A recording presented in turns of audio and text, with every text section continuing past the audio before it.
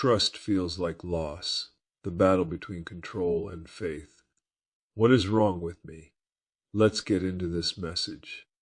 Before we get into anything theological, I want to start with a question I've asked myself more times than I can count.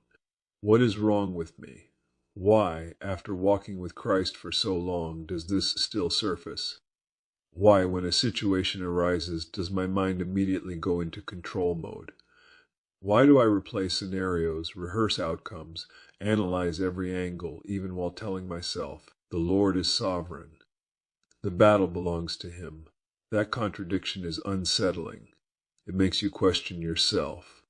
You begin to wonder, am I not trusting enough? Have I failed to learn something I should already know? Why do I keep coming back to this? And then comes the deeper question, is this a faith problem? Or something else entirely? Because here's the thing, this doesn't happen all the time. But when it does, it's intense, it becomes exhausting, restlessness sets in. The mind won't stop filtering, cycling, echoing. And eventually pride sneaks in, not pride that boasts, but pride that says, if I could just manage this better, I could fix it. That's when the mess really begins. So this message isn't coming from theory. It's coming from self-examination, from asking hard questions in the presence of God, and from realizing that what feels like failure may actually be something God is patiently exposing, not to shame us, but to teach us how to rest. And that brings us to the first thing we need to clarify. Section 1, what you did not do wrong, let me be clear. If you struggle with control, anxiety, mental rehearsing, looping thoughts, you have not failed the Christian life. You have not discovered that your faith is fake. You have not outgrown grace. The Apostle Paul says, "For I do not the good I want, but the evil I do not want is what I keep on doing. I see in my members another law waging war against the law of my mind." Romans 7 verses 19 and 23. That's not an unbeliever talking. That's a regenerate man describing indwelling sin. The presence of the struggle is not the absence of faith. It is the evidence that a war is being fought, and dead men don't wrestle. Section 2, why the mind keeps echoing. Why does the mind rehearse? Why does it echo? Why does it loop the same scenario again and again? Because the human mind was never meant to be a place of control, only a place of trust. Jesus asks a piercing question. Which of you, by being anxious, can add a single hour to his span of life? Matthew 6 verse 27, anxiety is not merely fear.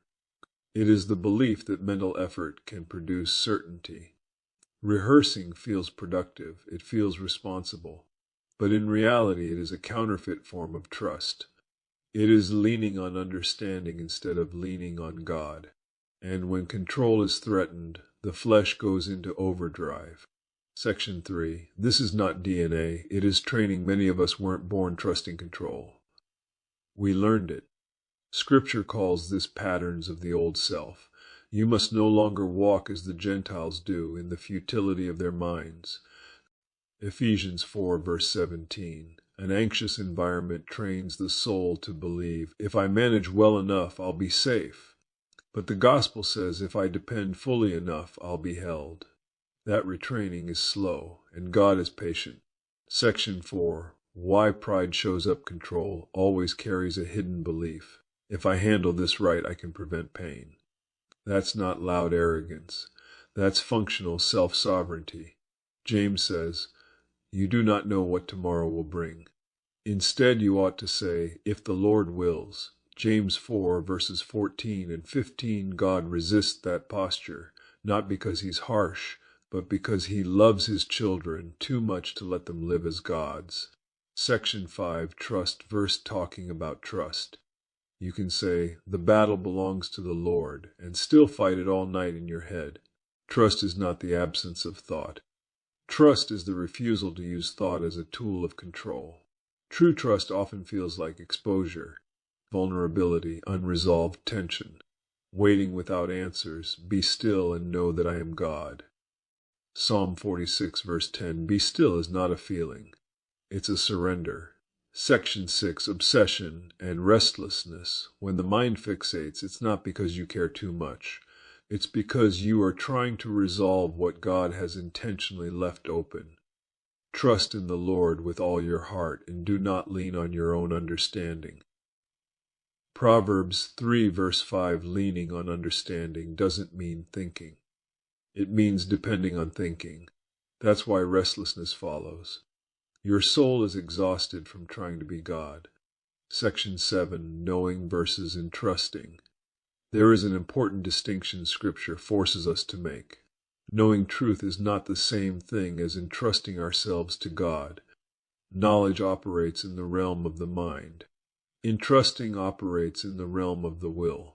A person can understand God's sovereignty, affirm His goodness, and still resist yielding control of the outcome. That's because entrusting often feels like loss. Jesus describes it this way: "Whoever would save his life will lose it, but whoever loses his life for my sake will find it."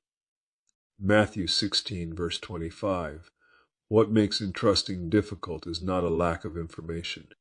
It is the cost. Trust requires surrender, and surrender always means relinquishing control. For many of us, control feels safer than mercy because mercy requires dependence. But Scripture reminds us that true life is never found in managing outcomes, only in yielding ourselves to the care of a faithful God. Section 8, what to do when the loop starts do not. Stop thinking. Fix the feeling. Get peace now. Instead, 1. Name it honestly before God. Pour out your heart before Him. Psalm 62 verse 8. Lord, I'm trying to control this again. 2. Refuse outcome negotiations. Not my will, but yours be done. Luke 22 verse 42-3. Accept the discomfort of faith. We walk by faith, not by sight. 2 Corinthians 5 verse 7, faith often feels like standing still while danger might come. Here is the conclusion. This is mercy. This struggle does not disqualify you. It humbles you, and grace flows downhill. God opposes the proud, but gives grace to the humble. James 4 verse 6, God is not angry that you keep learning this lesson. He is patiently weaning you off self-rule. You are not broken. You are being taught to rest as a creature, not function as a God. And that lesson, painful as it is mercy. Let's close this in prayer. Father, you are God and we are not. Teach us what it means to be still and know that you are sovereign. Forgive us for the ways we lean on our own understanding and train us again to trust you with all our heart when our minds rehearse and our souls grow restless. Remind us that you neither slumber nor sleep. We confess that control feels safer than trust, yet you have told us that your yoke is easy and your burden is light.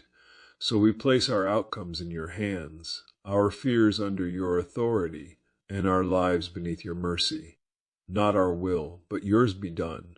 We ask this in the name of Jesus Christ, the one who trusted you perfectly in our place. Amen.